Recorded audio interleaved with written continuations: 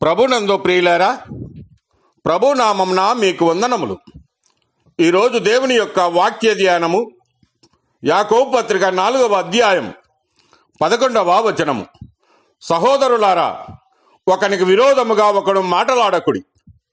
తన సహోదరునికి విరోధముగా మాటలాడి తన సహోదరునికి తీర్పు తీర్చువాడు ధర్మశాస్త్రమునకు వ్యతిరేకముగా మాటలాడి ధర్మశాస్త్రమునకు తీర్పు తీర్చుచున్నాడు.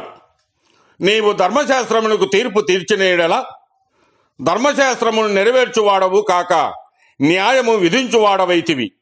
దేవుడి వచనములను దీవించి ఆశీర్వదించునుగాక.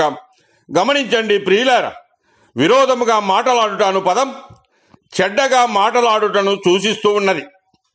అనగా మనము ఇతరుల మీద చెడుగా మాట్లాడకూడదు. దేవుని గ్రంథములో మనం గమనిస్తే నిన్ను వలె నీ పొరుగువానిని ప్రేమించుమని సెలవిస్తూ ఉన్నది. నీవు అతనిని ప్రేమించకుండా వారిని గురించి చెడ్డగా మాట్లాడుటను బట్టి నీవు దేవుని వాక్యమునకు ఎంత అవిధేయుడవో తెలియజేస్తూ ఉన్నది. కనుక పొరుగువాని ఎడలను, శత్రువుల ఎడలను, పేదల ఎడలను, దేవుని ఎడలను చూపవలసినటువంటి ప్రేమను గూర్చి తెలియజేస్తూ ఉన్నాడు. నిర్గమాకాండము 23వ అధ్యాయం 1-2 వచనాలు గమనిస్తే, లేని వార్తను పుట్టింపకూడదు, అన్యాయపు సాక్ష్యమును పలుకుటకై దుష్టునితో నీవు కలియకూడదని సెలవిస్తూ ఉన్నాడు. ఎందుకంటే యథార్థవంతులు అలాగూ లేని వార్తను వారు పుట్టించరు. కీర్తన గ్రంథము 15వ అధ్యాయము 3వ వచనములో, అట్టివాడు నాలుకతో కొండములాడడు, తన చెలికానికి కీడు చేయడు, తన పొరుగువాని మీద నింద మోపడని తెలియజేస్తూ ఉన్నాడు. అంతేగాక అన్యాయపు సాక్ష్యము పలుకుటకై దుష్టులతో కలియకూడదు.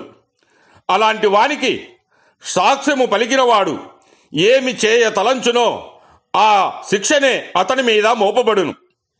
అనగా లేని వార్తను పుట్టించుట వలన మీరు తీర్పు తీర్చబడి మంచివానిగా తీర్పరిగా న్యాయాధిపతి స్థానము కోరుతాడు. అయితే నిజమైన తీర్పరి మన ప్రభు అయిన యేసు క్రీస్తే. ఆయన రక్షకుడు, నశింపజేయ శక్తి గలవాడు, మంచి తీర్పరి. కావున ఆయన నాయకత్వమునకు లోబడుట శ్రేయస్కరము. ఆయన ఆజ్ఞలను అనుసరించి నడుచుకుంటూ స్నేహభావము కలిగి నడుచుకోవాలి. కనుక ప్రియులారా, ఈ సమయంలోనూ దేవునికి లోబడి ముందుకు సాగుము. దేవుడు మిమ్మల్ని దీవించి ఆశీర్వదించునుగాక.